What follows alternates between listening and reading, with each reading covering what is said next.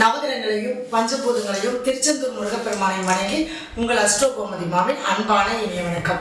இப்போ நம்ம பித்ருதோஷம் நமக்கு ஜாதகத்தில் நிறைய இப்போ ஜாதகத்தை எடுத்து பார்த்தோன்னா சொல்கிறாங்க பித்ருதோஷம் இருக்கு, நீங்கள் இதை போய் பண்ணிட்டு வாங்க அதை போய் பண்ணிட்டு வாங்க அப்படின்னு சொல்கிறாங்க. இந்த பித்ருதோஷம் முதல்ல எதனால் வருது அப்படிங்கிறத நம்ம தெரிஞ்சுக்கணும். சரிங்களா?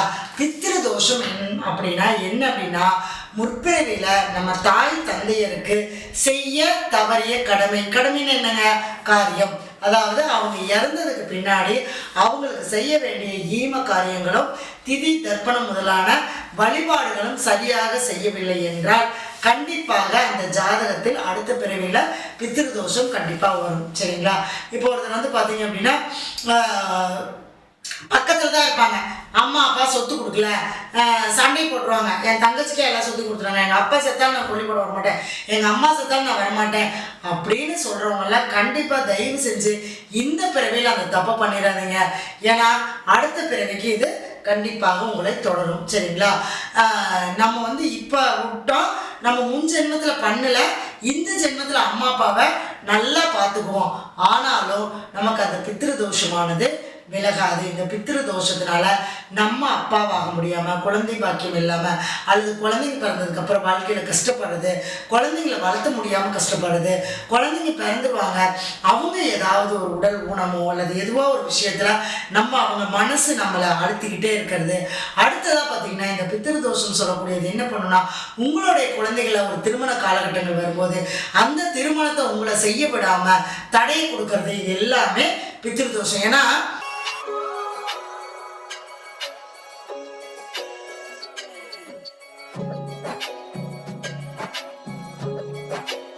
நீங்க அப்பா அம்மாவுக்கு செய்யல, நீங்க அப்பா அம்மாவா நின்று உங்களை செய்ய விடாது. அது ஆணுடைய ஜாதகம் இருந்தாலும் பெண்ணுடைய ஜாதகம் இருந்தாலும் கண்டிப்பா வரும். ஏன்னா நம்ம சொல்றோம், அது எப்படி பெண்ணுக்கு வரும், ஆண் தானே செய்யணும். முற்பிறவில நீங்க ஆணா பிறந்து செய்ய தவறியிருப்பீங்க, இப்பிறவில நம்ம பெண்ணா பிறந்து அந்த கடமையை நம்மளால செய்ய முடியாம தவிப்போம். சரிங்களா? அதான் நமக்கு இறைவன் கொடுக்கப்பட்ட கர்ம வினையின் பலன். சரிங்களா? இப்போ இந்த பித்ருதோஷத்தை நம்ம எங்கெங்கயோ போய் நாங்கள் தர்ப்பணம் பண்ணோம், திதி கொடுத்தோம், எதுக்குமே செய்யலையே, எதுவுமே நடக்கலையே அப்படின்னு இருக்கிறவங்க பார்த்தீங்கன்னா நான் சொல்லக்கூடிய எளிய ஒரு பரிகாரத்தை நீங்கள் தொடர்ந்து செஞ்சுட்டு வரணும். சரிங்களா? இந்த பரிகாரமானது மாதம் மாதம் நீங்கள் கட்டாயம் சொல்லணும். அதாவது தை மாதம், மாசி மாதம், வைகாசி மாதத்தில் பிறந்த ஆண் ஜாதகத்தை எடுத்து பார்த்தீங்கன்னா அதில் அவங்களுக்கு பித்ருதோஷம் கண்டிப்பாக வரும். அதே மாதிரி கார்த்திகை மாதத்தில் பிறந்த பெண்களுடைய ஜாதகம், சரிங்களா, அது ஆணாக இருந்தாலும் சரி பெண்ணாக இருந்தாலும் சரி, தை மாசி வைகாசி ப்ளஸ் கார்த்திகை, அதில் தை மாசி வைகாசியில் அப்பாவுக்கு செய்யாமல் இருந்திருப்பாங்க, கார்த்திகையில் பிறந்தவங்க அம்மாவுக்கு அந்த காரியத்தை செய்ய தவறியிருப்பாங்க. இப்போ இது ஆணுடைய ஜாதகமாக இருந்தாலும் சரி பெண்ணுடைய ஜாதகமாக இருந்தாலும் சரி, இப்போ நாங்கள் இந்த பித்ருதோஷத்தை நிவர்த்தி பண்ண நாங்கள் என்ன தான் பண்ணுறது அப்படின்னு கேட்டிங்கன்னா, பக்கத்தில் உங்கள் ஊரில் இருக்கக்கூடிய சிவன் கோவிலுக்கு போங்க.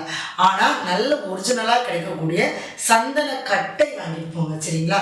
சிவன் கோவிலில் அந்த சந்தன கல் வச்சுருப்பாங்க அரைக்கிறதுக்கு. சரிங்களா?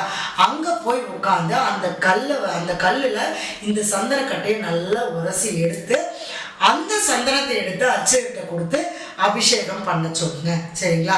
இது எப்போ நம்ம பண்ணணும் அப்படின்னு கேட்டிங்கன்னா, அதாவது அமாவாசை அன்னைக்கு செய்யணும். சரிங்களா? ஏன்னா அப்பா அம்மாவுக்கு திதி தர்ப்பணம் இதெல்லாம் கொடுக்கல அப்படின்னாலே அது அமாவாசையில் தான் நம்ம செய்யக்கூடிய ஒரு விஷயமா இருக்கும்.